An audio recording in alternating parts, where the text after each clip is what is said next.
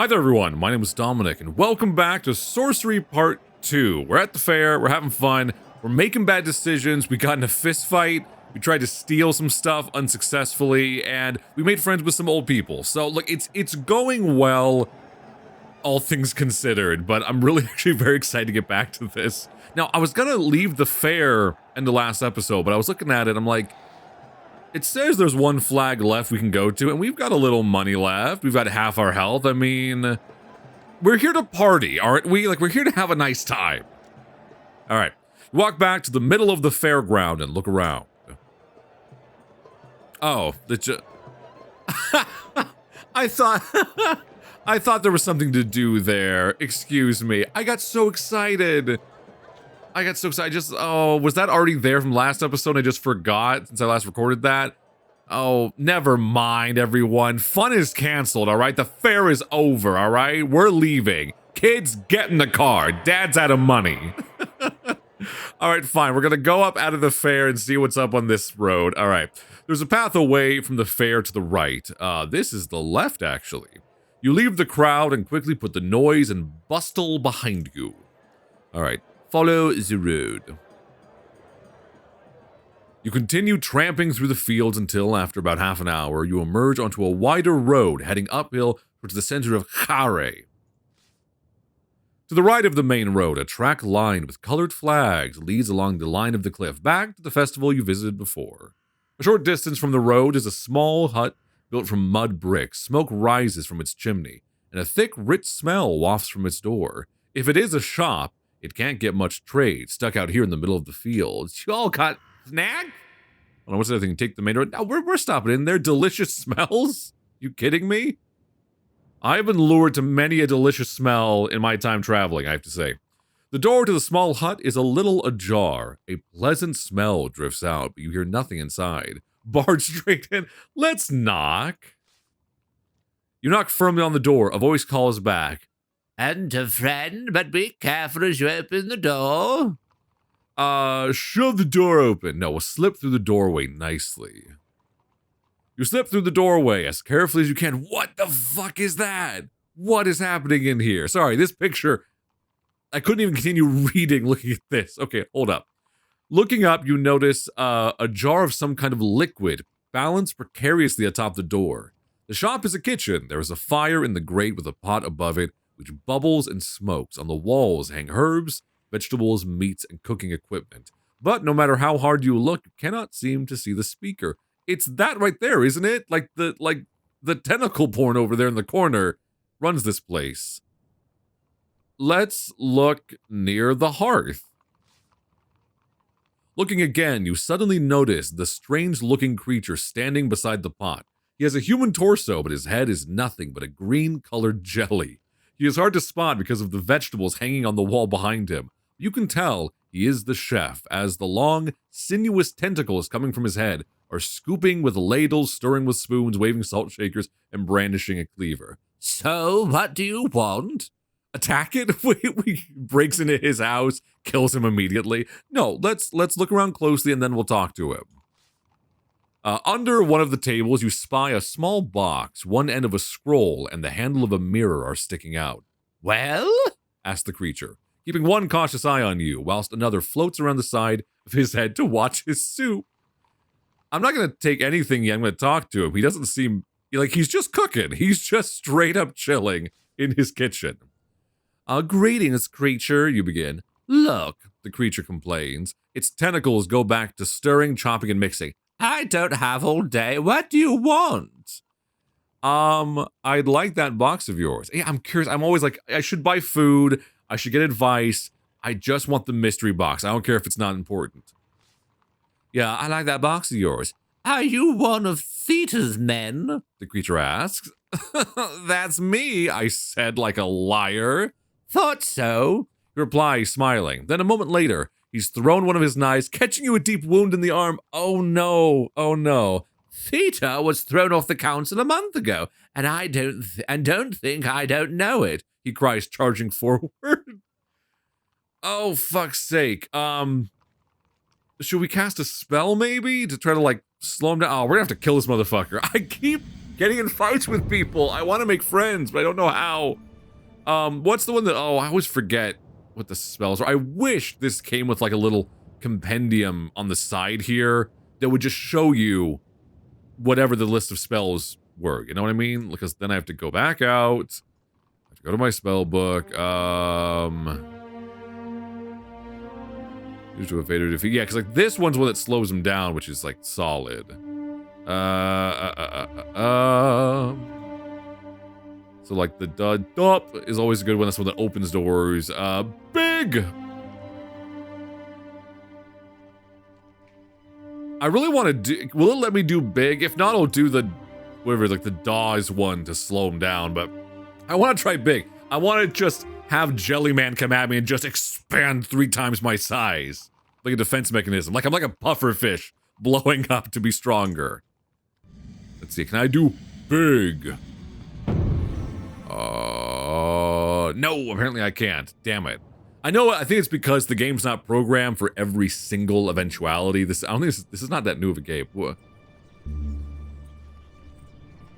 Oh, I can't use the Dawes one? What's dumb do? Causes clumsiness. It costs 3 stamina? That's a lot. That's a lot. And might kill me. What's dud? Illusion of treasure. I don't see how that helps. Well, what happens if I do that, though? Do I just, like, shower him with fake money to distract him? I kind of want to do it. I just want to know, like, what does the game have built in for that? Dud!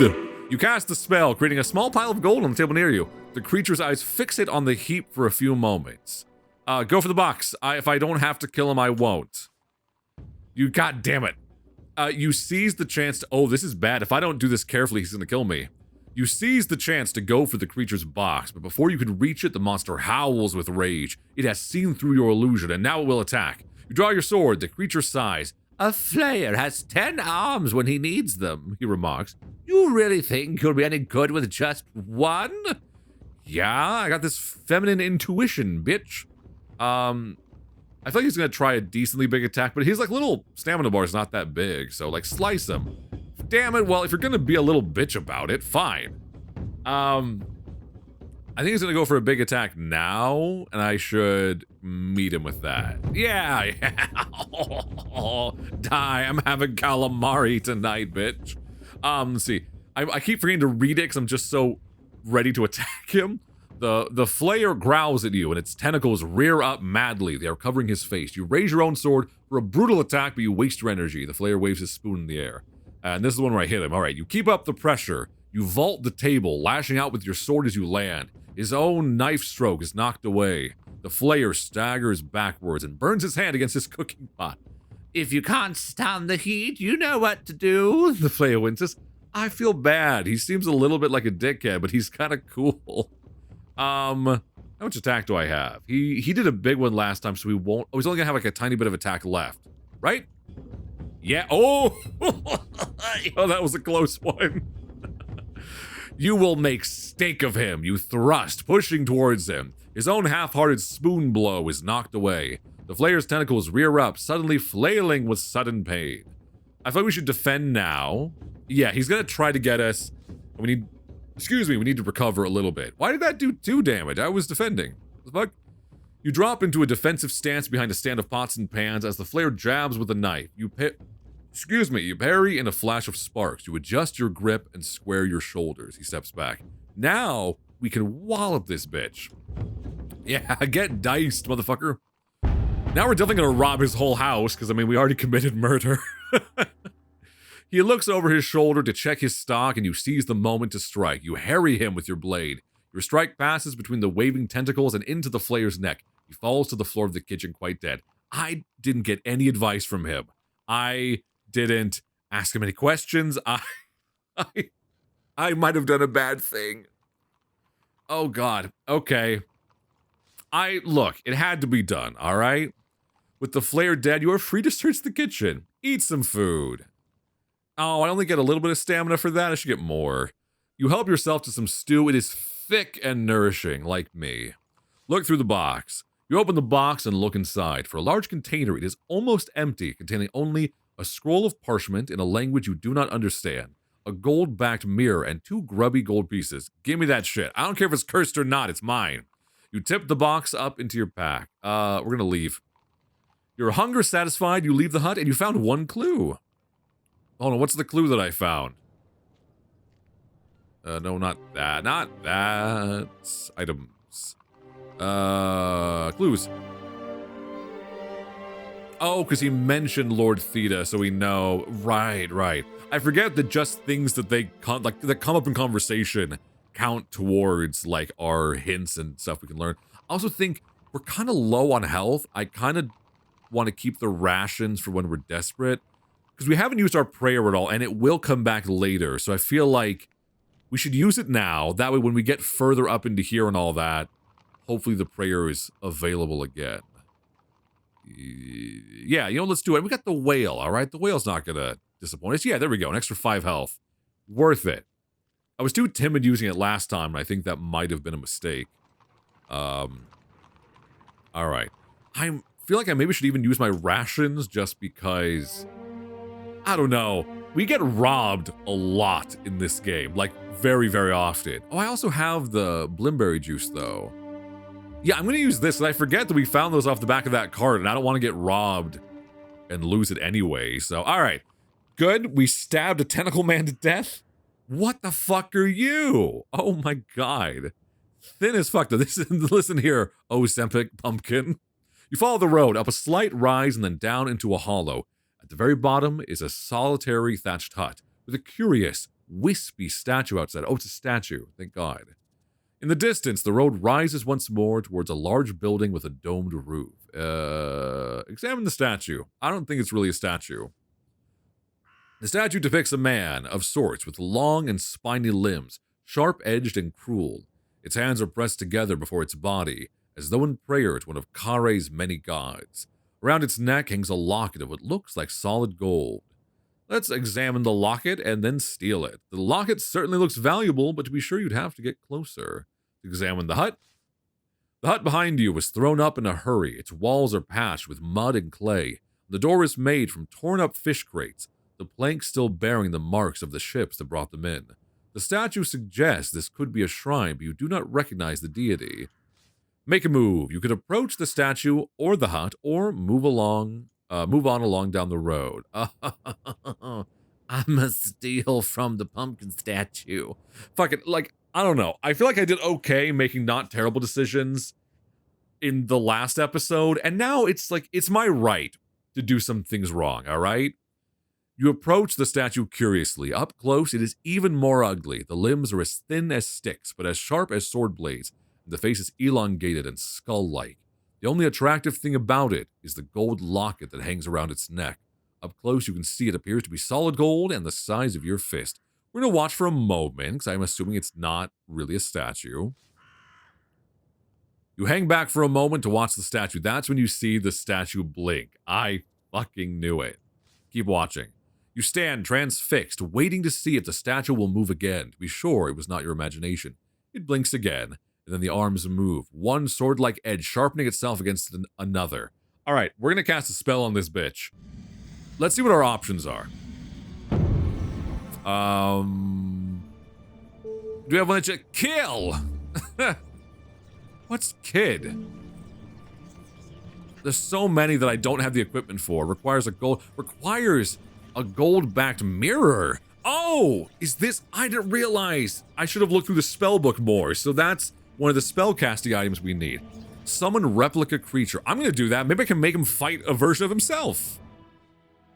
Kin! You cast the spell, holding up the gold-backed mirror so it catches the reflection of the creature. As you complete the spell, light pours out of the mirror. Then a spindly creature clambers out to face its opposite further down the street. That's fucking awesome. That's so cool. The two snap and snarl at each other in a language you do not understand. Then, moving as fast as sparks from a flintstone, they are at each other's throats. Yeah, I'm watching and taking the gold when it's done. You watch the fight. It is like watching a winter shrub tossed by strong winds, branches flailing and whipping in all directions. Eventually, there is a scream like splintering wood, and one of the statues falls to the ground. But which one? Let's wait and see. Patience is a virtue, I guess. You wait another heartbeat. Sure enough, a pool of yellow light forms around the surviving creature and it vanishes. It was your copy of the statue that was victorious and the true creature lies dead at your feet. Let's fucking go. That did such a good job. Oh, give me your fucking money. With the danger past, you go over to the creature and search it quickly.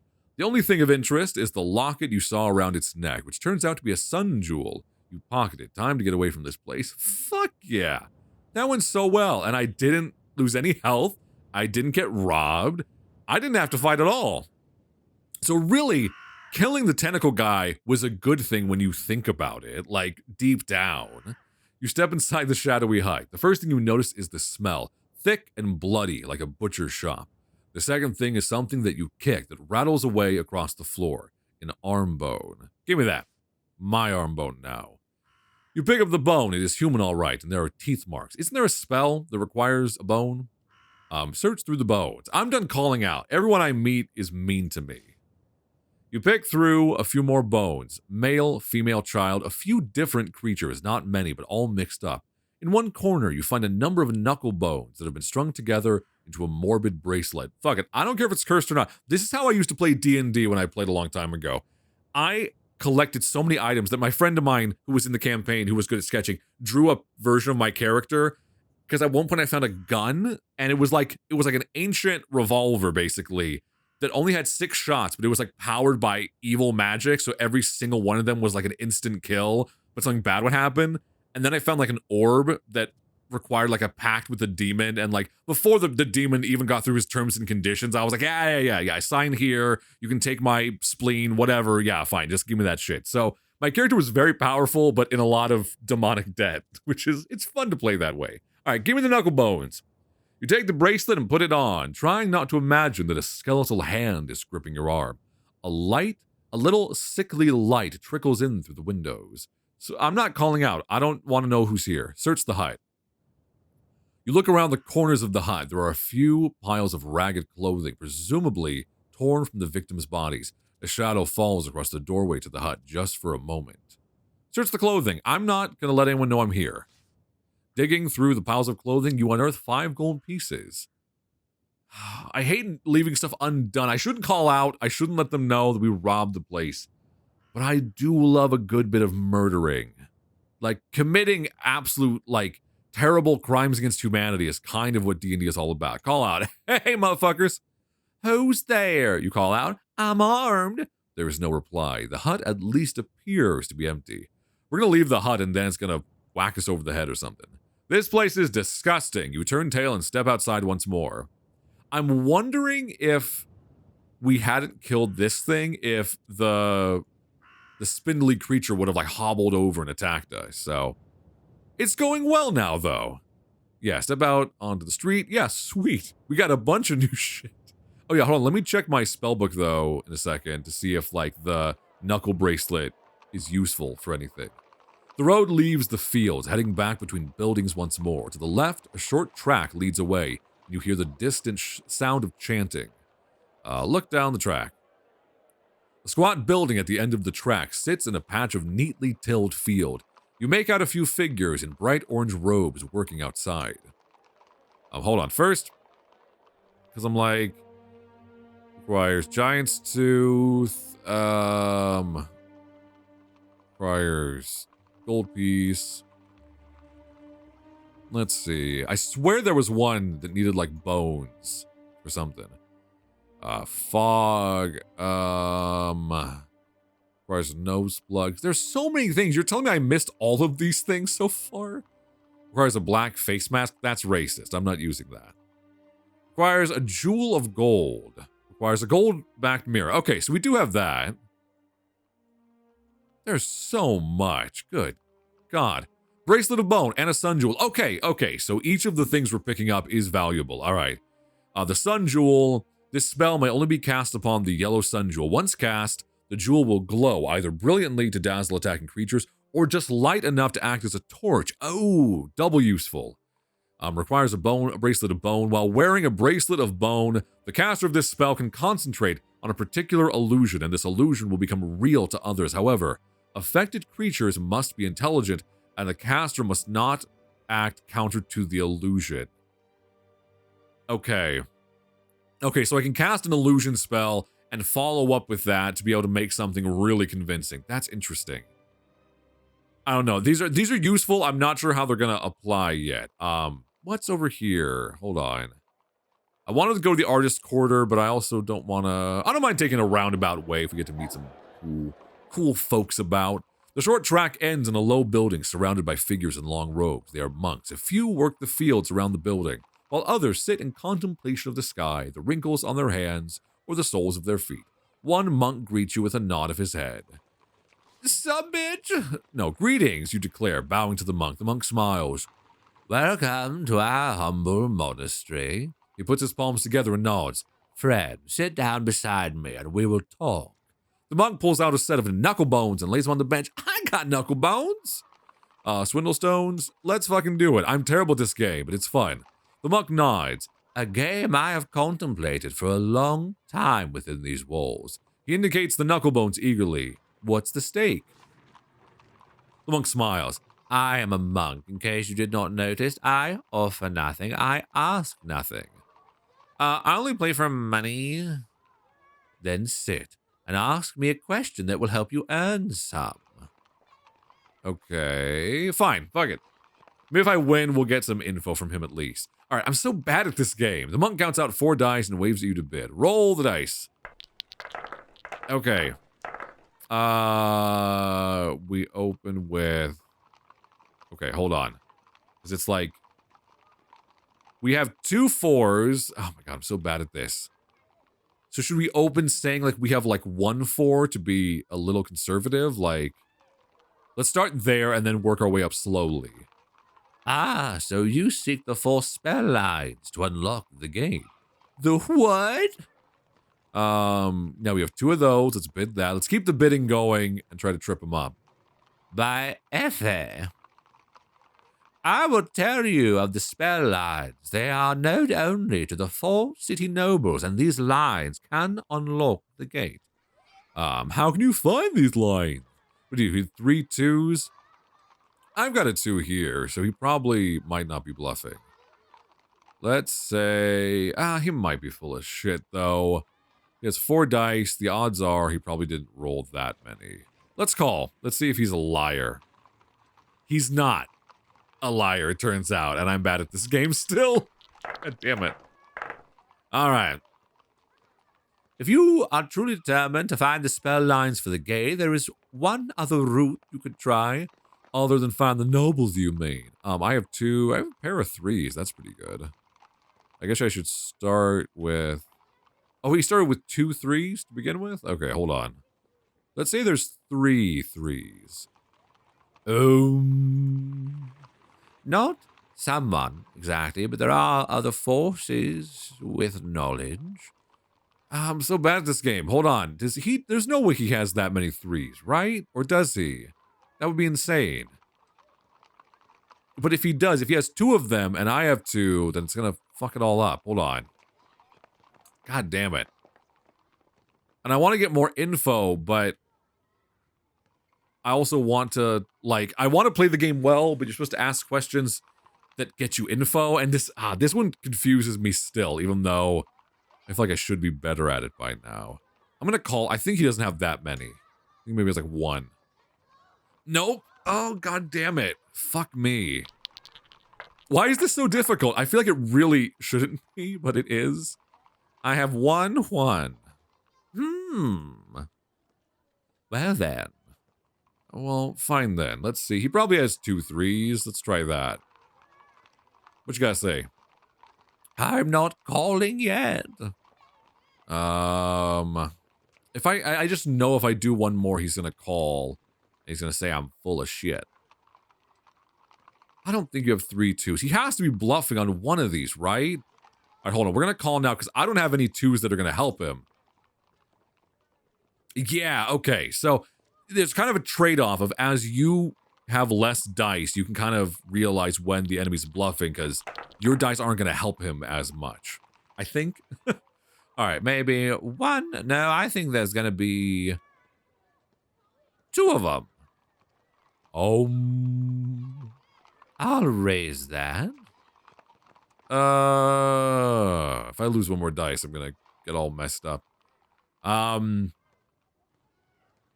There's no way. There's no way that there's 4 of these. He only has 3. I only have 2. Let's call and hope that he's a liar. No, but again, if I roll my dice above his, I'm gonna lose anyway. I'm so confused as to how to make this work in my favor. Okay. 1, 3. Let's say that there's 2 1s. I feel like the odds are one of his rolls would help me out. 2 3s. You're always fucking with me, man. I don't know. Call. Please be lying to me. Oh, thank God. Okay, I might be able to bring this back. We're not doing well, but maybe I can pull it together. This is the most elegant game. No, it's not. This is not fun. You got, like, Yahtzee or something? Something I'm better at? Okay, he said there was 1. Okay. Oh, God. Let's try to get him to bid and see if we can make a liar out of him. There's no way. Swindlestones has a long and venerable history. It was invented by our city's founder. What are the odds that he rolls 2 4s? I think it's low. I don't think he has both. No, he's full of shit. Liar. Last one. Okay. I think this will be harder than the previous ones. This round. Oh my goodness. I feel like rolling first also makes this more difficult. Let's lie and say we've got 1 1. Try to trip him up a little bit. Yeah, okay. Because he only did a 1, so now we can call this, and then maybe he'll call our bluff. And we'll see what happens. Okay, now we know he's lying because there's no way he has 2 of them. Okay, I get it now. He said, kind of getting it. Oh, thank God. That was rough at the end there, but we made it through. Okay. Do you have time to play again? He glances at the workers in the fields as he asks. I don't know. Here, I'll run through it, and if I win and there's any good info, then I'll cut it into the video. All right, let's fucking do it. Fine. Please somebody rolled a 1. Yeah! Oh, I'm fucking him up this round. I don't know why I'm suddenly playing so well. All right. All right, so I'm realizing, I'm like, okay, you should start with the smaller bid that we don't get caught, like, overbidding and screwing it up. Yeah, now we raise it to two twos. Then, yeah, there's no way. Yeah, no, it can't be. Mathematically not possible, all right? Now, I ain't so good at math, but I know when I see a fucking loser, you know, the odds are you fucked up. One more, the monk suggests. I am learning a great deal. What, am I learning any more tips from doing this, or am I just wasting my time with this lonely old monk? You're not as fun as the other old men that I found earlier. They were weird and cool. Fuck it, I'll play one more round and see what happens. Alright, this last round I'm doing with you, old man, because I think you're just wasting my time at this point. I've won 3 rounds in a row, alright? That's what you get. Oh shit, I do actually get something for talking to him that much. Oh, maybe I should have played some of the rounds with other characters earlier. The monk nods sagely. The other brothers are returning to the monastery. I must go in, he says. It is time for our midday considerations. You have been a truly formidable opponent. As he stands, he grasps your hands between his and mutters a blessing. You feel a tremendous wellness flooding through your body. Thanking him, you head back to the main road once more. Found 2 clues, and another clue has been updated. Fuck yeah. Hold on, let's check our clues, because I was just rolling like a motherfucker. All right. Yeah, so there's 4 nobles who know the spell. You would need to find these nobles if you can and learn their secrets. Okay. That sounds interesting. And a priest in Lower Kare might be able to help you find the spell lines to the gate. Okay. So I might be able to find someone who can make me like kind of surpass finding all the nobles, right? So, okay. Actually really worth it. And he healed me. And I have a lot of money. These are going well for once.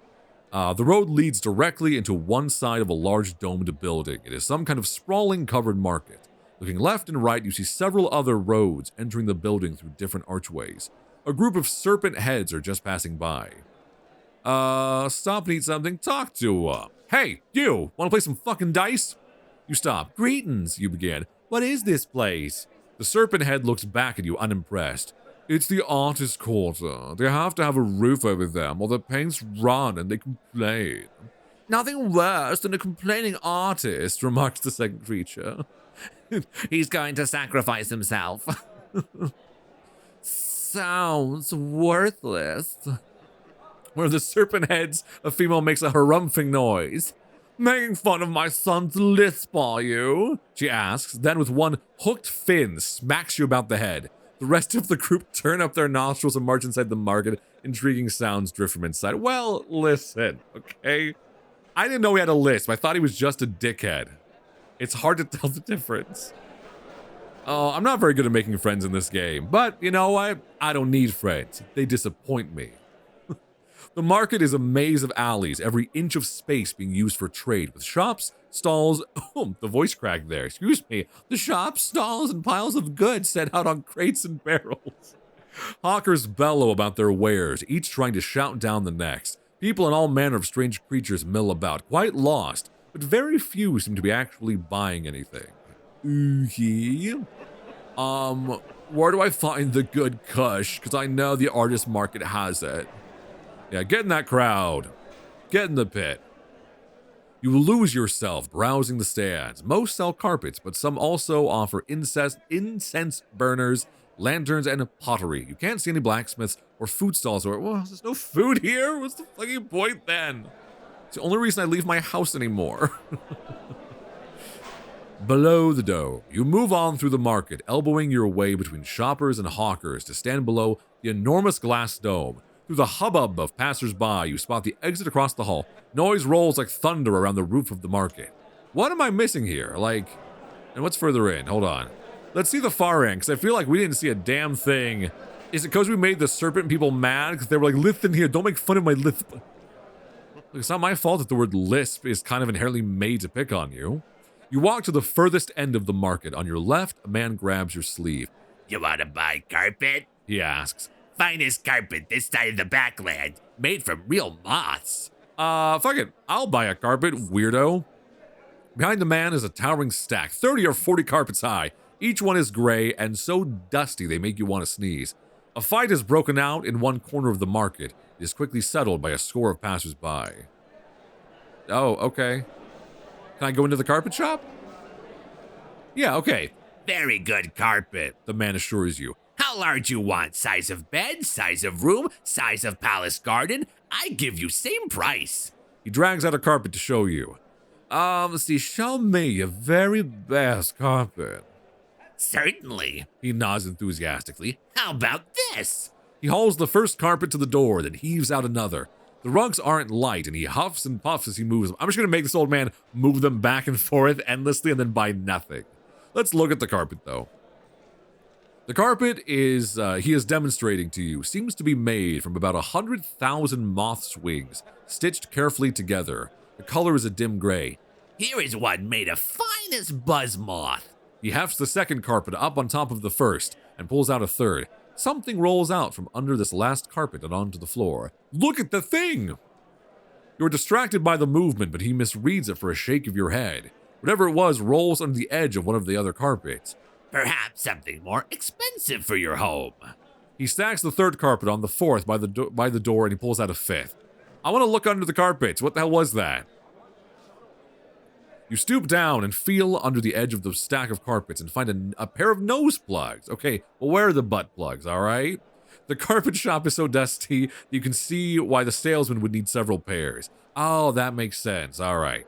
I forget. All right. There's actually a reason logical for why these things exist. But I just want to know, what other plugs do you have and what powers do they grant me?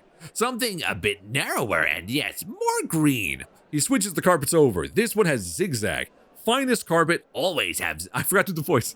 This one has zigzag. Finest carpet. Always have zigzag. Sorry, my brain is just on trying to remember what the nose plug spell is. So I'm like half doing that while reading the dialogue. So if you'll excuse me for having a fragmented brain.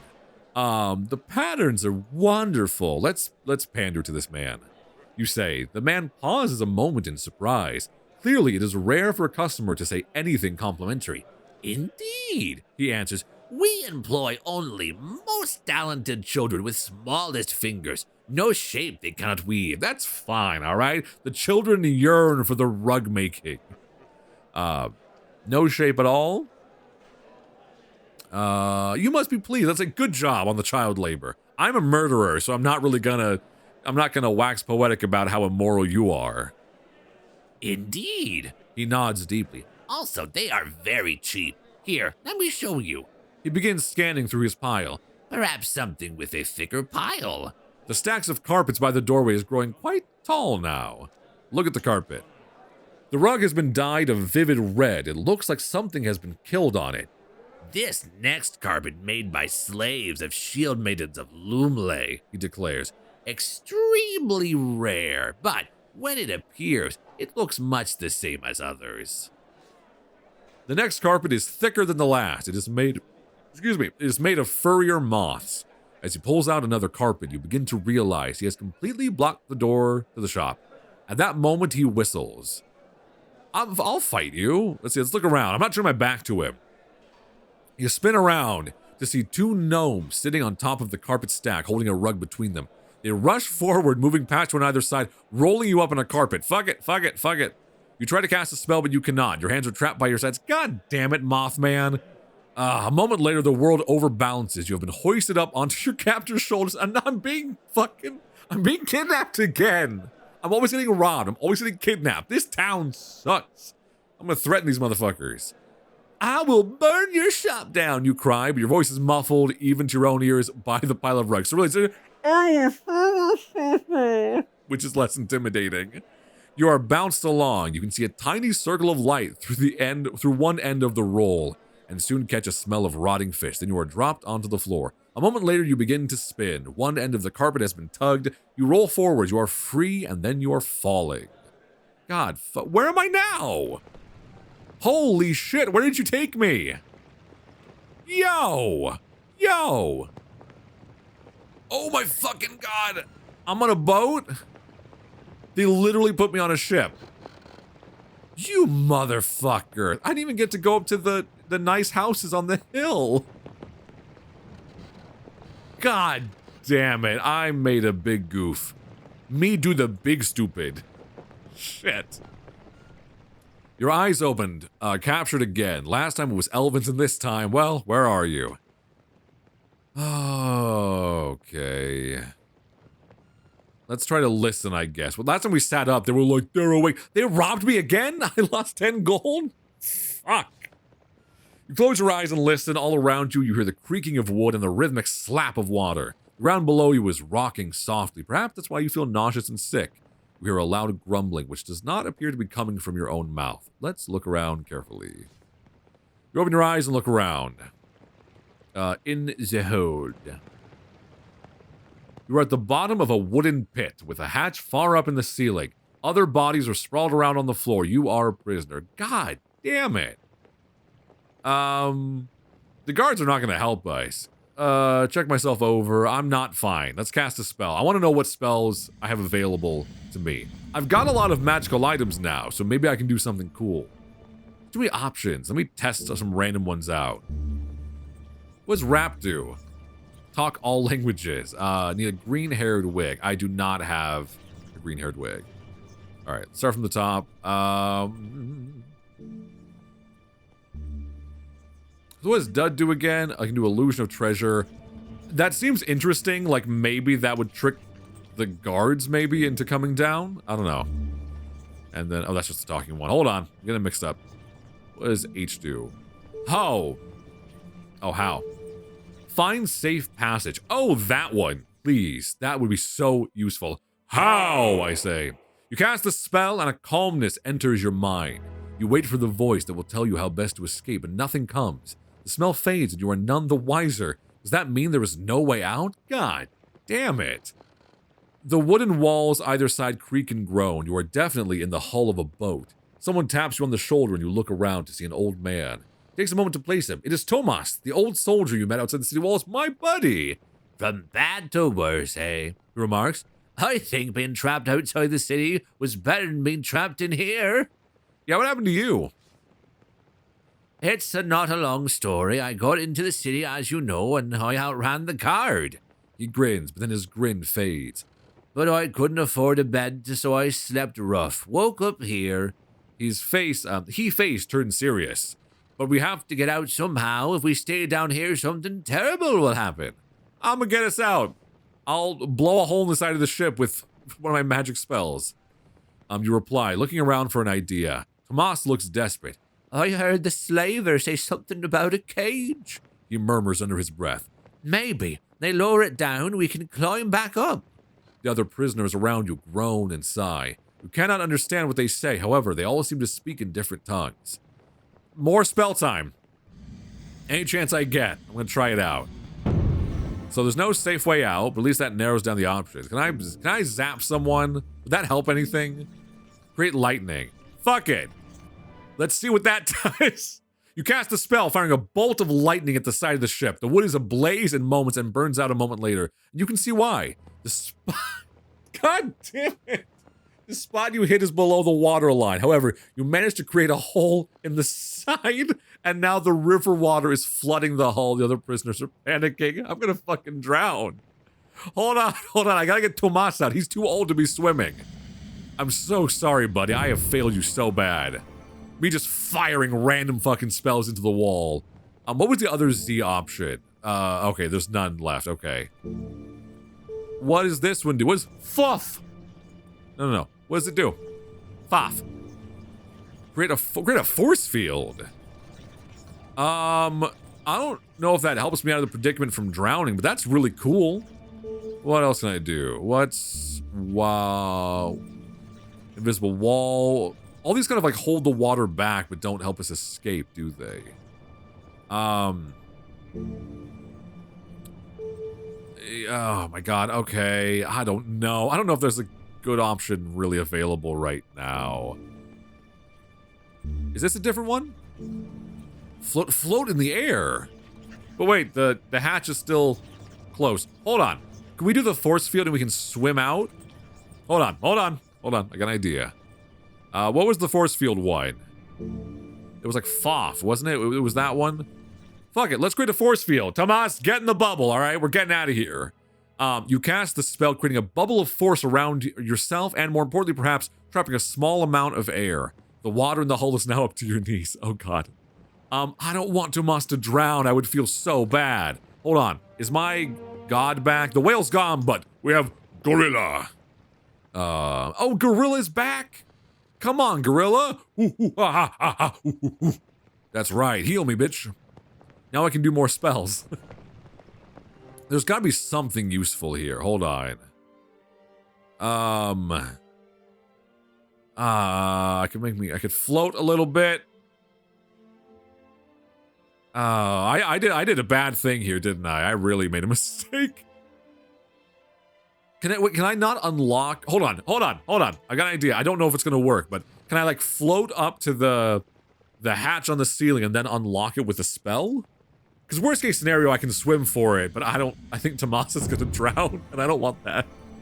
So what was the floaty white? It was like, no, it's wall. That's the magic one.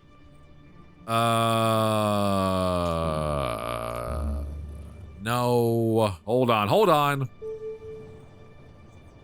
Which one was it? Fuck's sake. No. Oh, God, what did I do? It was this one, wasn't it? Float in the air. Fuck it, let's float. Tomas, come on. We're gonna Peter Pan our way out of this. You cast the spell and begin to float about an inch above the surface of the hull. With the water already covering your feet, however, you barely notice. The ship suddenly tilts nose downwards. You are thrown forward in a pile with everyone else. There's gotta be a spell that does something really useful. There has to be. We're running out of options, so maybe, I don't know, something. Can I zap again? Make it bigger? But I can do it again. Let's see if I can... Will this electrocute everyone, though? Wait. This is a bad idea, isn't it? This is a very bad idea. Invisible wall. I just really want one of these spells to be effective. So far, they're really not. Wall time! You cast the spell, positioning the invisible barrier carefully across the breach in the hull. Oh, okay. Everyone gasps in relief, though they do not understand what it is that has caused the river to pool up outside. You have only bought yourself a little time, however. The spell will fail soon, and then the water will rush in more forcefully than ever before. Climb the hull walls. You find yourself in crazed desperation trying to climb the walls of the hull. The other prisoners are doing the same as though they were rats, but they are not. They are poor, starved, and weak. A few spurts of water erupt from the side of the hull against the force of the water. Your spell is failing quickly. Shout at the guards. Fuck it. Fuck it. You shout up at the hatch. Let us out or I will start the ship sinking once more. A face appears. What's that? You point to show the wall of water held back by your invisible wall. Let us out or the ship goes down. The face disappears. The more water is flowing into the hull, the ship will sink in moments. You wait, and then suddenly the hatch opens and a rope ladder is thrown down. Just you, shouts the guard. You grab hold, but of course there's no way to keep the other prisoners from clambering on as well, with your friend Tomas the first to follow. Kick him back, shouts the guard, alarmed at this turn of events. No, we're all coming out of here, all right? We're all making it out of the jail. You have no intention of kicking Tomas off the ladder. No, Tomas, me and him are homies. We've been through too much together. We're criminals and buddies, all right? And who else am I going to hang out with afterwards? Everyone else is mean to me. You scramble up onto the deck, and the other captives swarm up behind you. Soon, the human cargo of the hull are spilling onto the deck. There are maybe 20 swarthy slavers here. There are almost 100 prisoners, and they are furious. Oh, hell yeah. You know what? I'm leading a little prisoner revolution. You know what? I was kind of only worried about saving me and Tomas, but if me and all the other enslaved people want to kill these guys, that sounds great. Yeah, fuck it. Cast some lightning on them, maybe. The escaped prisoners overwhelm their would-be captors like rats. Luckless pirates are tossed into the hold, and even less fortunate ones are sent over the rail into the filthy water of the river Jabaji. The fight is desperate. The foe is a hardy, well-armed bunch, but this is a fight that could be won. Let's fucking go. No, I'm joining the fight. You know what? This is going to be my little swarm of, this is going to be my army later, all right? This is who I'm going to march up to the gates later to dethrone whoever the leaders are. You swing boldly into the fight, picking out the leaders of the slavers and striding the deck towards them. Zap them. Fuck it.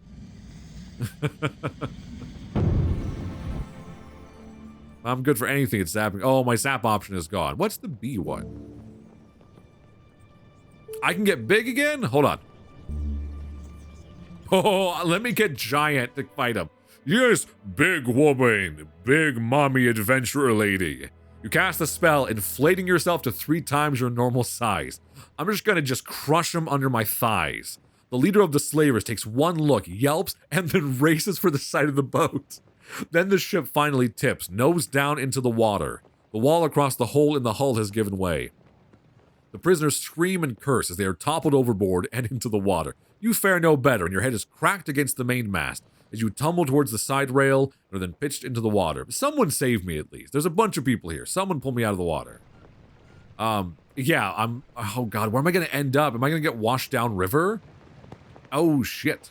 You are in the thick sludge of the Jabaji River. The river bobs with wreckage and cargo from the sunk vessel. There's no sign of your friend Tomas. No! You gasp for breath, almost retching from the terrible smell of sewage and rotting fish and slime, but you quell your nausea. You cannot afford it until you are safely on dry land. You must swim. Of course, oh shit.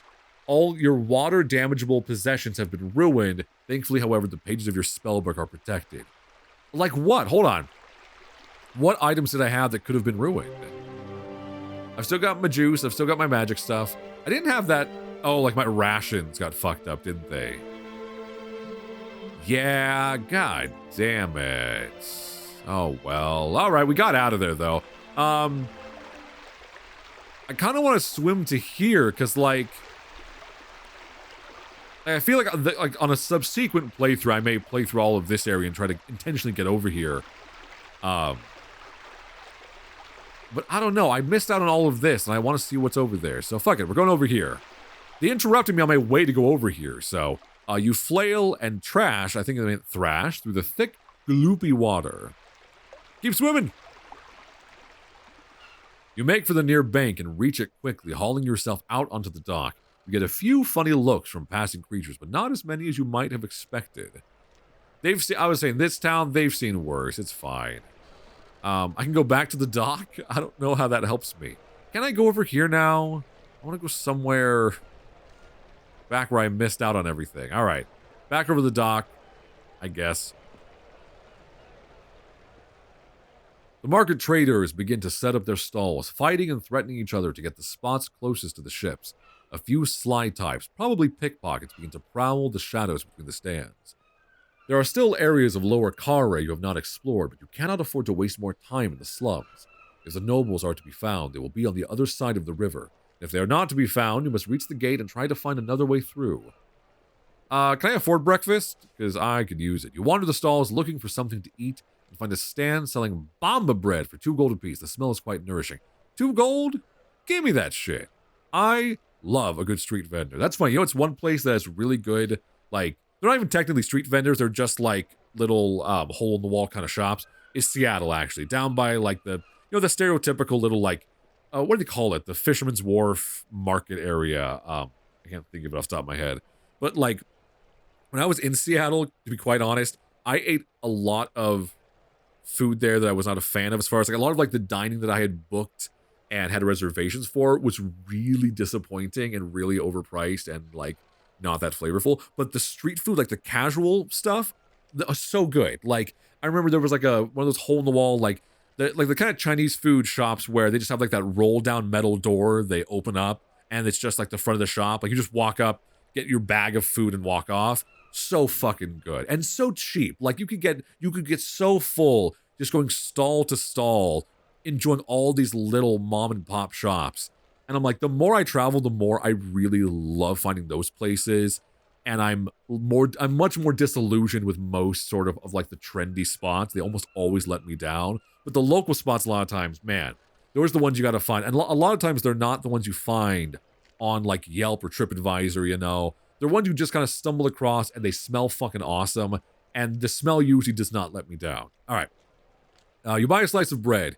It is pleasantly filling with a sweet, meaty texture. You thank the woman at the stall, then head over to the river to wait for the bridge to be lowered. After a while, a grizzled old man arrives and unlocks a small booth by the harbor bridge. He goes inside and closes the door behind him. I'm going to bother him. Impatiently, you go over to the booth and knock firmly on the door. The old man lowers down the window and leans out the booth. What you want? Good morning. Ha! Beautiful day, isn't it? I hoist my voluptuous, am I still supersized, or has the spell worn off? Me, all, whatever, 10 feet of me or whatever, and my voluptuous giant tits and figure. I press them up against the door. Hi, big boy. So, think you could let me cross the bridge just for a little while? Where it is, he grumbles, I'm not buying. Oh, of course not, smart man. The man nods sharply. Yup, he says. He goes back inside his booth. Bribe that bitch. I'll pay you if you lower that bridge, you tell him. 3 gold pieces. The man looks at you for a moment, then shrugs. Tide's almost there, he replies, but if you want. You hand over 3 gold pieces. The old man leaves his booth and goes over to a contraption on the waterfront. He begins to heave and wind an ancient winch. It seems to be quite hard work. He is trying to move the whole weight of the bridge single-handedly. Let's help him. I don't think this is about just lowering the bridge. We could have just waited and the bridge would have gotten lowered. I think the thing is here. If we help him out, he might have info. You get to your feet and go over to help the man out. Get off, he growls. You'll break it. Help him anyway. Ignoring the man's complaints, you grab the other side of the winch and turn. The bridge lowers much faster than he could have done it alone. But the man does not stop complaining and whining. Finally, the bridge smacks down into place. The man does not thank you, but sulks back inside his booth. Oh! Where's the button for we go back into the booth and kill him? For being fucking ungrateful as shit. Fuck you. Tomas would have been so appreciative, who I really hope didn't drown. He's tough, though. Tomas is a hardy fella. I think he swam to safety. You cross the bridge over the river Jabaji, which runs like a slime trail through the center of the city. Then suddenly, the boards underfoot begin to creak. It looks like you might have damaged the bridge when you lowered it so quickly. Run! Fuck it! Throwing caution to the wind, you pelt for the far bank. You make it to the other side without serious incident and breathe a sigh of relief. Oh god, I'm gonna ruin all the economy in this place because the bridge is gonna break and shatter and fall into the river, and all the transit's gonna be held up. It's gonna be like when that one shipping container, like the cargo ship, got stuck in that canal and ruined like $100 billion worth of commerce. That's what I'm doing to the local economy. All right. You have reached the banks of Upper Kare. The buildings here are not as grand as on the south side of the river, but they are in much better condition. Fewer people live on this side, away from the fields and the hills, but those that do are richer. They are also most likely more dangerous. But of course, it is on this side of the city that the North Gate stands. Okay. You follow the road away from the river towards a fork in the road. If there are any nobles still in the city port, their houses are most likely to be on this side of the river. But which way? I don't fucking know. Let's go to the fork. The early morning sun is beginning to wake the streets of Kare. A few creatures roam this way and that. In one corner, a spring bubbles with fresh water. Let's look around before we drink from the fountain, because I feel like we're going to get arrested, because like the rich people are going to be like, oh, there's a fucking poor person drinking the water. Kill them. Looking left, the road heads through into a residential area that seems well cared for. A short way off to the right is an open plaza. Fuck it. I'm taking a drink from the fountain. I'm cute. What's anyone going to care? You cup your hand to the water and drink a mouthful. It is fresh and invigorating, as though the water was enchanted. Oh, hell yeah, and that healed me a bunch. Anyone want to give me directions? Because I'm such a cutie patootie. You stop a passing creature. Excuse me, I need to ask you. The creature's head is bowed and it doesn't look up, and it pulls itself free and hurries away. It is too miserable to speak. There is nothing for it. You will have to explore yourself. Well, fine then. Ain't nobody here hospitable to a little lady like me. Oh, shit, I gotta go all the way down here to get over to the gate, don't I? Oh, Trixie. I'm realizing now the way the map is laid out, so it winds all over. You kind of have to... Oh, that's actually... it's clever. I like that. So, you kind of... It doesn't matter. Like, you can do a big route up through this way no matter what you do. You have to get to the dock somehow, get across, and then it loops you back through the city to try to get back up to the gate. Oh, that's interesting. All right. Let's go up to the top and wind our way around. I'm not in like a hurry to finish this game because I'm having a lot of fun. It's really fun getting to make so many different choices, and so many of them just have all these cool domino effects and eventualities that are really, really cool. So, all right, let's go up here to the left. You follow a narrow, winding street past shops and stalls. It is still early and they are not yet open, but there are stirrings from within the houses as the day's activities begin. A face appears at one window and seems to watch you pass, although the creature's eyes are closed and you are not sure that it actually notices you.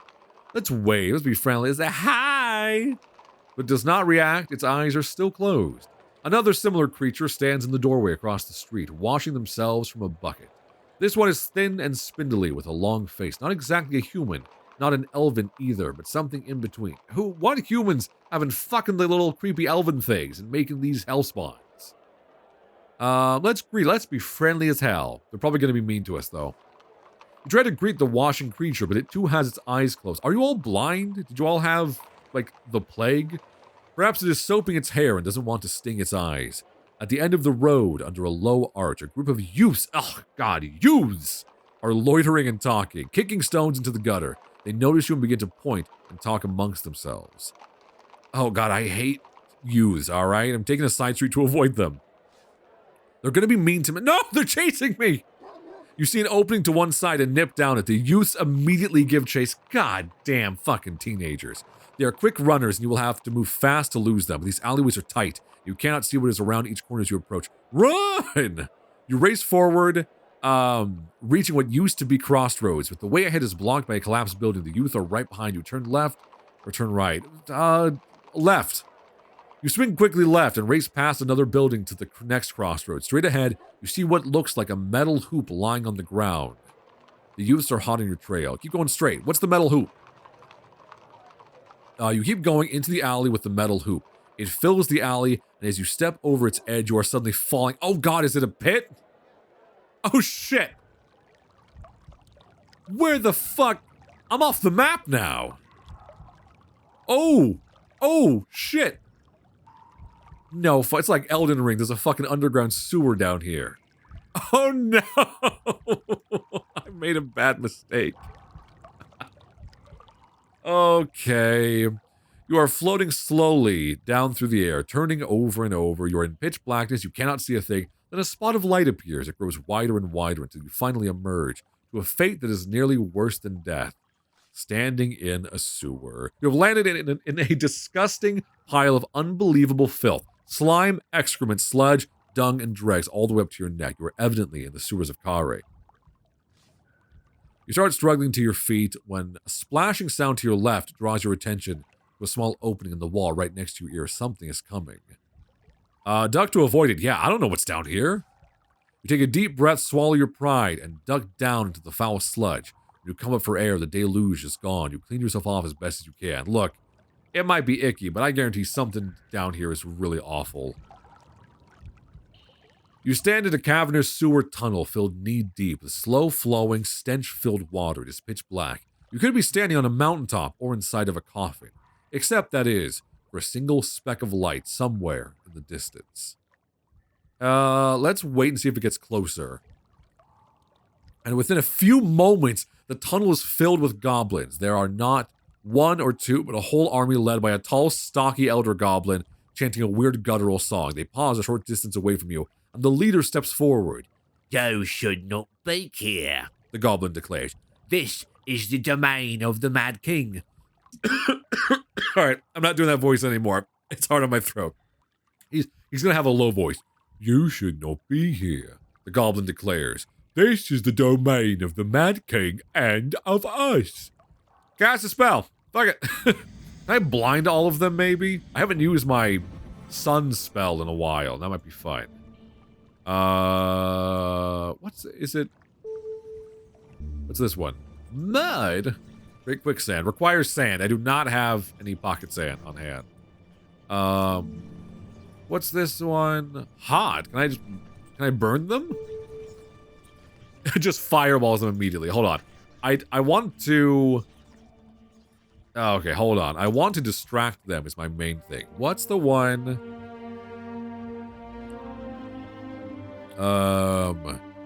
Yes, sun. Okay, so we can't use that one. Okay. Let's try and talk to them, and then we'll use magic if we can. Take me to your... You know what? Fuck it. While we're down here, let's talk to some royalty. Yeah, take me to your king, you demand. The goblin laughs. "Certainly. We will drag your corpse to his feet." He gestures behind him, and one of his warriors steps up, grinning and drawing a long hooked blade. Spell time. I tried to talk through it, alright? Now it's time to go killing. Now, what's P do? What does Pop do? Requires a pebble. Damn it, there's so many cool things that I don't have the equipment for. Like, what's the small... Okay, that's just mud. Okay. But the uppercase M is... Oh, no, never mind. Those are the same. Okay, hold on.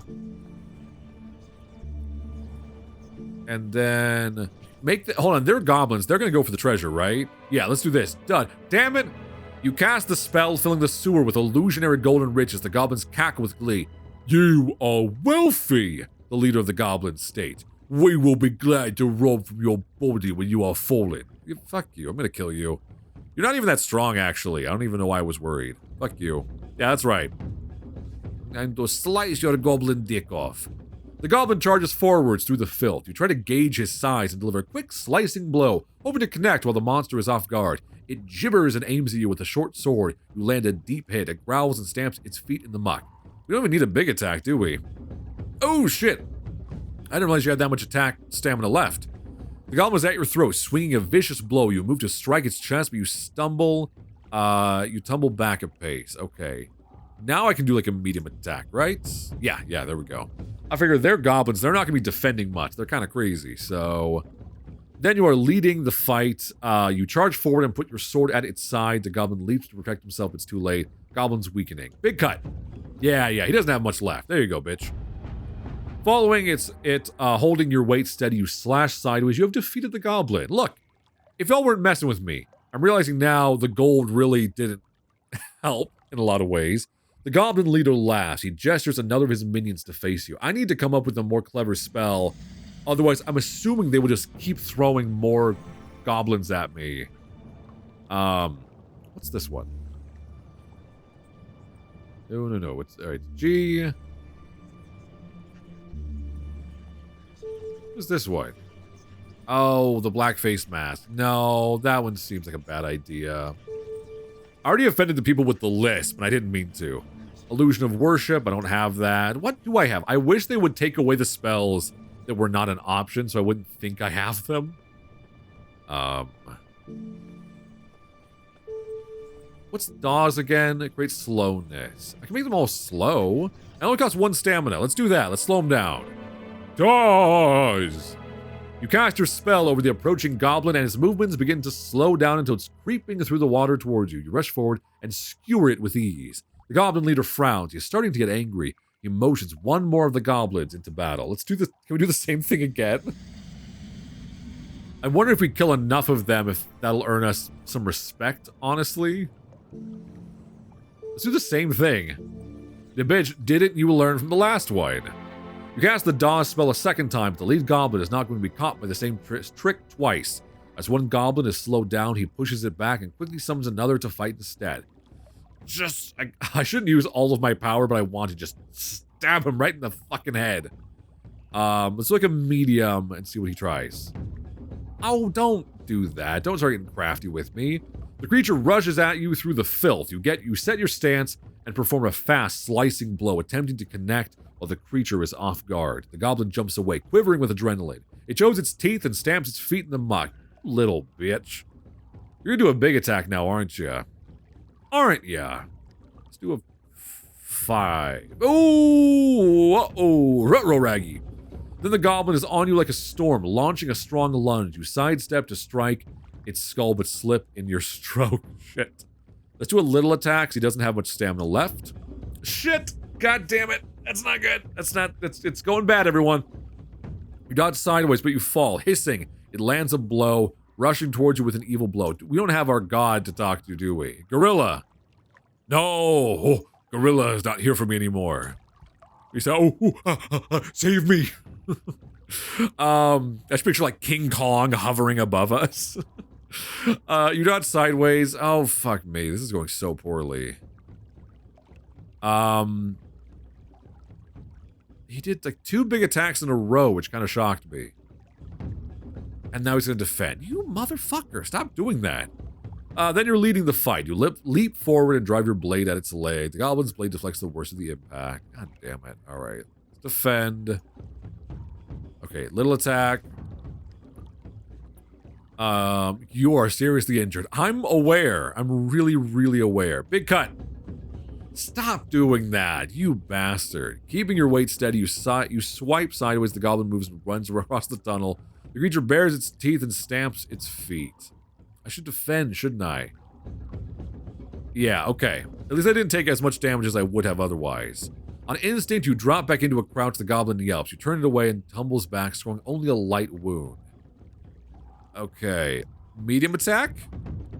God damn.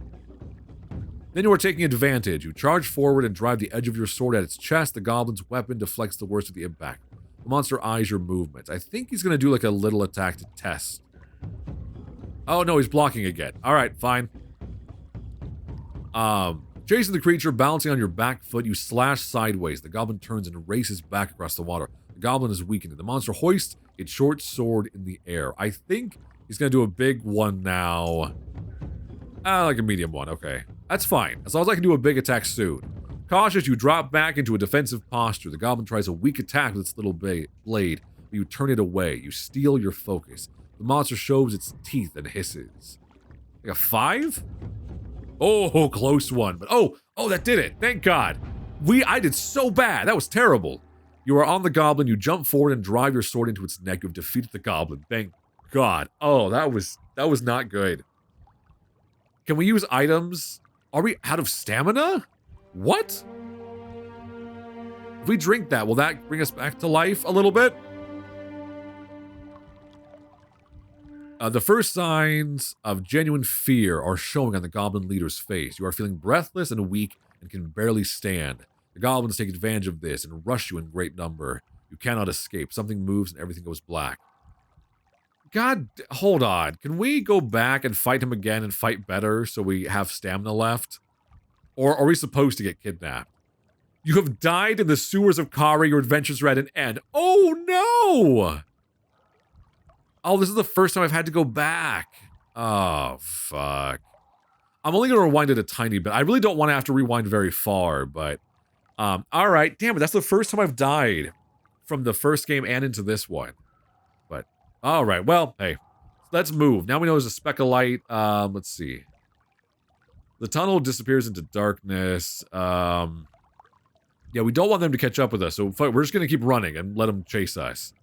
You make your way up the tunnel away from the distant light. It is a slow progress as you creep through the dark, keen not to trip over into the muck. The distant light still grows closer, whatever it is. It is moving quicker than you. Ice-cold water drips from the ceiling and runs down your neck. Retreats. Can I hide and they'll go past me? Or they're going to see me now because they're too close, right?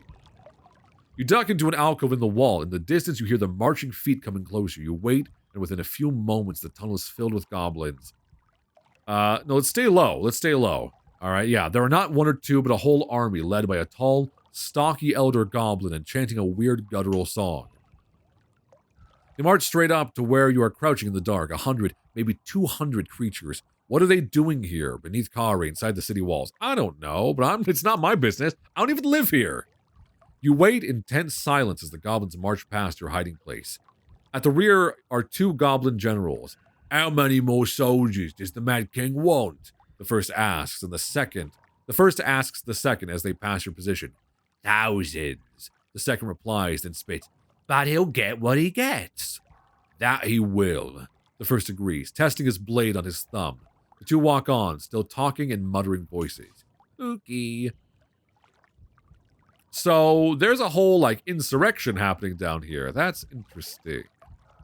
Should I follow them and see where they go? Fuck it, we already died down here. I mean, like, I was really trying to avoid that, but whatever.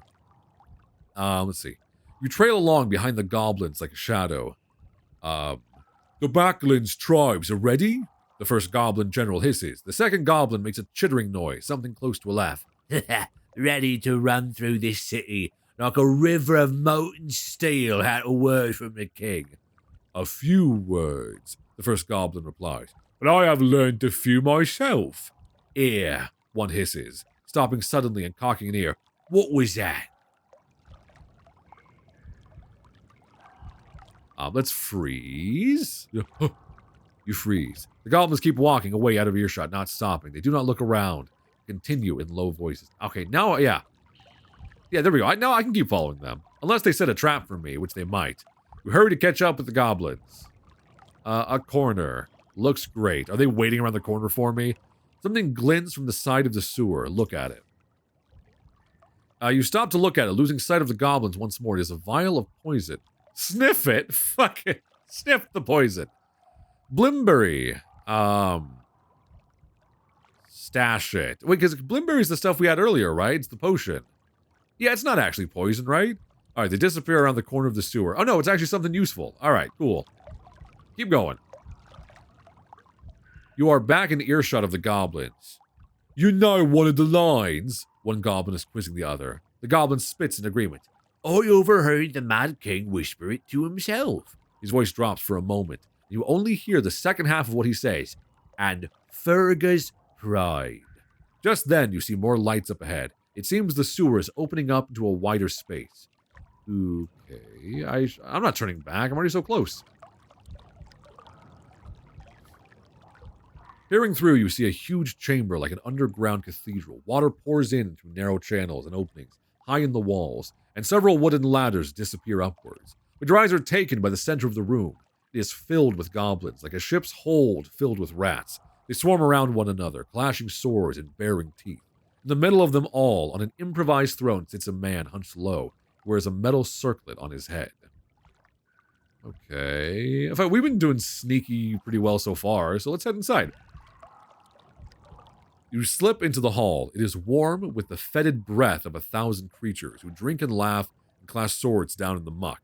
On his throne, their king seems to be sleeping, or else they have killed him by accident. He is a man, not a goblin. How does he control this rabble? Let's just inspect. Yeah, look at the man. The man is thin, as if he has not eaten in months, and pale, as if he has been in the dark just as long. His hair is long and gray, and he slumps over the side of his throne as though desperately ill. His clothes are long soiled that perhaps were once quite fine. On his head he wears a gray circlet of a dull silver metal you cannot quite place. The king coughs suddenly. The effect is bizarre. At the noise, every goblin in the great chamber freezes and looks up. Yeah, what's with the crowd? You shift your position into the darkness to try and get a better view of the king's strange circlet. You cannot place the material. It does not seem to be iron or the steel of a blade, but it is not precious either. Yet the king treats it gingerly as though it was made of glass. The king pushes on the arm of his chair, attempting to stand, then shivers and falls down. "Silence!" he whispers. The chamber is suddenly quiet. Oh no, I meant to click on the wait, look at the goblins one, but whatever, it's fine. You wait, transfixed by the strange scene. The king fingers the circlet on his head as if scared it will slip. "My creatures," he whispers, the time is almost on us. As the night draws in, we will rise up and open the gates. We will rub this filthy city clean." He's broken off into a fit of coughing. What do the goblins think about this? I'm just here to document, alright? I'm just interested. The goblin horde are all frozen to attention, every face towards their king in strange rapture. "The long journey is nearly over," declares the king, raving with madness. "The process I begin when I blinded Lord Theta and left him a beggar. Finally, the council will be destroyed and the city will be cleansed." Lord Theta, that's the one we heard about earlier from the monk, right? We're going to keep listening, because I'm assuming if we walk out there, they're just going to kill us. You keep waiting, wanting to see what comes next. A goblin close by your elbow murmurs, "How much longer do we have to listen to this?" His companion silences him with a talon to the arm. Yeah, why are they working for him? You stay hidden and wait. The king finally gets to his feet and raises a wizened arm into the air. "I will open the gates for you tonight," he cries, "and we will make this city pure." The king raises a cheer, and the goblins as one cheer back. Throwing their swords up in the air, 1,000 blades flash, and the confusion when they land is extreme. Every goblin cowering for cover and squabbling to retrieve their blade. What? 1,000 blades flash, and the confusion when they land is extreme. Oh, like they fit. I thought they just raise their swords. They actually throw them in the air. That's funny. Them, woohoo! And it's just a shower of daggers. You stay hidden and wait. The king calls for silence, but the goblins do not hear him. They are still in a mess with their swords. This is actually pretty entertaining, just seeing what happens. The king calls again for silence, clutching his circlet with one hand. This time the goblins fall silent. You realize with a heavy heart that you may have missed the best opportunity you will get to escape the chamber by the ladder. Oh, what you're saying is that was my... Oh, yeah, that makes sense when they were all throwing swords at themselves to run then. So, well, nice try. The goblins carouse and celebrate. The room is becoming unbearably hot and fetid. Time to go. If I wait here long enough, do I just die and just boil alive? Wait and listen. How long can I push this? The goblin celebrations are turning into a fight. You will be caught in the middle of it if you can't get away. Let's go, I guess. You have found one new clue and other clues have been updated. Oh, okay. Oh, we're good. We're good. Okay. So now we can get out of here. Thank God. What clues got updated? Let's see. So we have to go back and... I'm assuming clamber around all of this stuff. Yeah, we have to clamber around to get through. Interesting. Okay. First off, though, what new clues do we have? Yeah, Lord Theta, the beggar. Yeah, he's now a blind beggar, so we should keep an eye out for that. By Fargus Pride. Oh, it's one of the spell lines, because we need to learn the spells to be able to open the gate. Yeah, there's a giant army of goblins. That's quite a clue, I'd say, to the fate of what's going to happen. So, okay. Let's go back here. Whee! The sound of the goblin army echoes for a long way over your shoulder, but it seems they're too busy appeasing their would-be king. All right, that's fine. I'm assuming we won't be too interrupted going back here. All right. The way seems shorter now you no longer have the torchlight of the goblins to follow, but you do not hurry. To stumble here and trip into the slurry water truly would be a fate worse than death. Okay. Can we climb back up the way we came? I'm assuming not. Yeah, no, okay. There's nothing else for it. You strike off along the sewer, hoping to find a way out. It is impossible to tell how much time has passed. In the world above, perhaps the sun has gone down and the stars have come out. But down here, all that you know is that the people of Kare are still throwing their slops into the grates. The water underfoot stinks, and the ducks above your head rain with thick filth. Nasty. What's over here? You reach a junction of two sewers, one sealed by a grating. Can we blow it up? No? Then what's the point of having magic? This goes to a waterfall, and if I know anything about fantasy, there's a goddamn treasure chest behind this waterfall. If there's not, I quit the game and uninstall. You splash on through the water when suddenly your foot strikes something. The base of another wooden ladder sitting in a fork. Let's test it first. You give the ladder a sharp tug to test the strength. The whole thing comes away in rotten splinters, which rain down into the water like so much slurry. There's no choice but to move on. If you keep walking for long enough, this tunnel must come out on the other side of the wall of Kare. The goblins must have entered somehow. Fair enough. It's down here. A bending passage, but I want to see what's by the waterfall. Can I go back? Hold on. The sewer forks again, but this one is blocked by a rusted grill. A skeleton hangs against the metal. Let's look at the skeleton. The skeleton's arms hang through the grill with the rest of its body on the far side. Looking closer, you see that the wrists have been bound by decaying leather bonds to the metal. Free my man! You untie the poor creature, snapping its leather bonds easily with your hands. The current tugs at the skeleton, and it drifts away down the sewer beyond the grill, arms trailing up behind it as if it were trying to swim back. Is it not dead? Is it like an undead zombie? The grill itself is sealed and has no doorway. Why was the creature trying to reach through? Who was standing on this side to tie his arms in place? Yeah, is there something in the water, maybe? On a hunch, you look down in the filth at the bottom of the grill. Perhaps the creature was handing something through, and indeed, you find a small metal box, but it is nothing, just a tinderbox for lighting fires. Once it dries out, it should be serviceable once more. Which way now? All right. This looks like nothing over here, but let's see if there's any stuff. The sewer continues for a distance, then ends in a solid metal grill. Nothing here. Okay, that's fine. All right, let's go check out the waterfall and see if my instincts are completely wrong. Up to here. There we go. A thundering sound announces water nearby. The sewer forks here. Take me to the water. Of course, it's like a nasty sewer waterfall, but still. You follow the sewer. The noise of falling water grows louder until you are standing at the foot of a plunging waterfall. I'm not drinking that shit. Examine the water. The water falls from a great height above. You must be below a river or a lake. Oh, okay. That might be fresh water then. It is. Okay, thank God. The water is cool and refreshing and an unbelievable blessing down here in the dark. Make it move. That's really cool and all that, but I said that if there wasn't a treasure chest behind here, I'd quit, so you'll excuse me, everyone.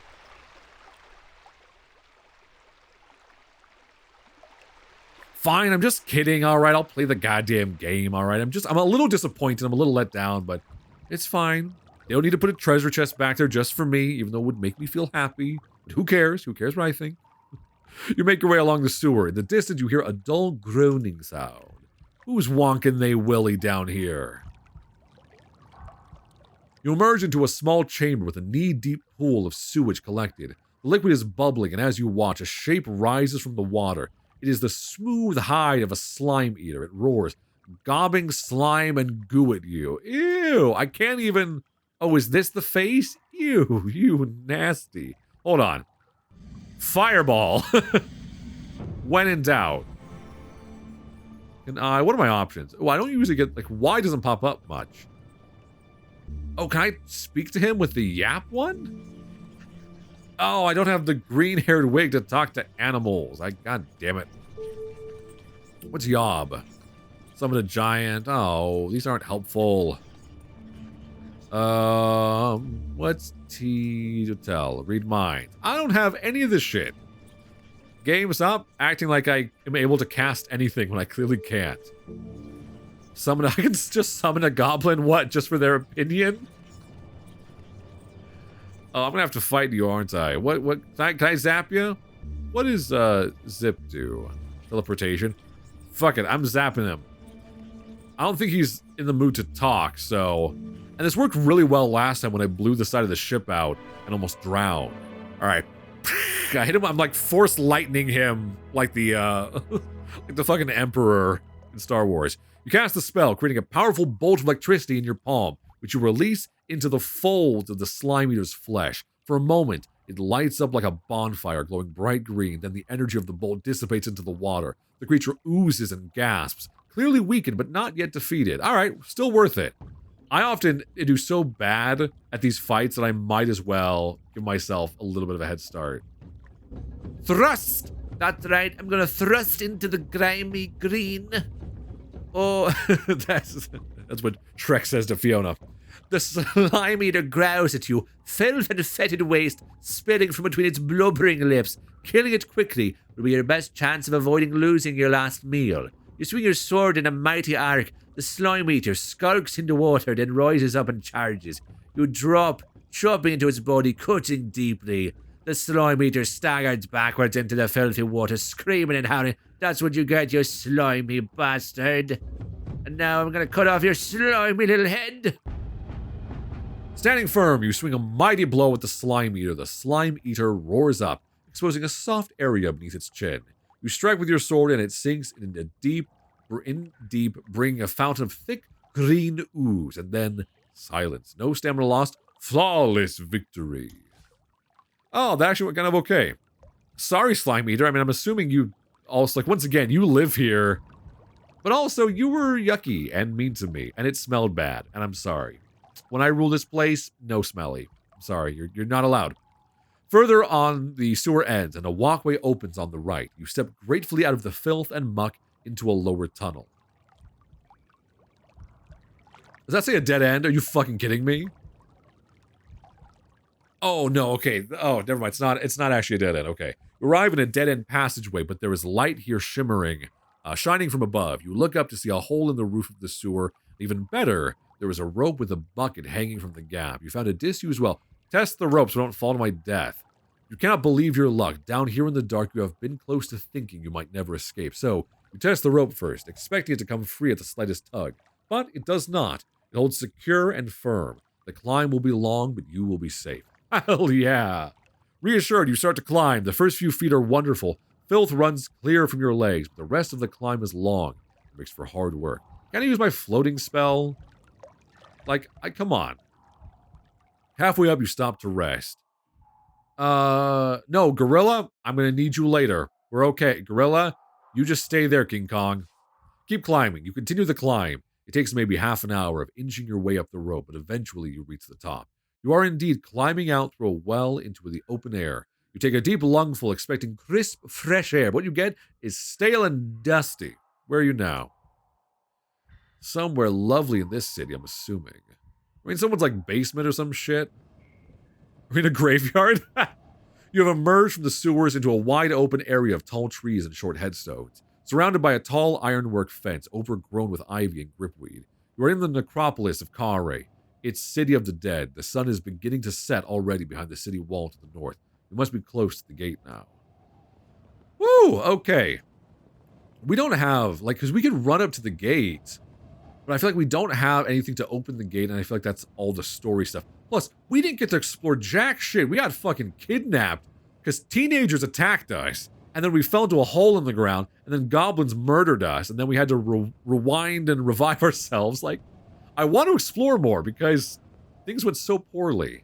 Explore the graveyard. You know what, actually, I'm going to leave the episode here because I really like, we've been finding so many hints, and it feels like, because I don't know if this, like the first game, if the save file here will carry over into game number 3, which there's 4 of these games, I'm pretty sure, all interconnected. So I don't want to continue and just rush through to the ending if it means we lose out on equipment and meeting people and like plot points, because I'm realizing these games are so interconnected that the more people you meet and the more exploration you're able to, belch while I was speaking. That was terrible. The more exploration you can do, the more chance you'll do better in the following parts of the storyline. You know what I mean? So, I am going to hang tight here. We did a lot in this episode, honestly. We went from here all the way through all the way to here. And now we're going to kind of explore this half of the city. And it's going to be bad. Let's be real. Let's be really honest with ourselves about how I'm going to play this. it's not going to go well. We're going to kill people. We're going to get in fights. We're going to get mugged and robbed again.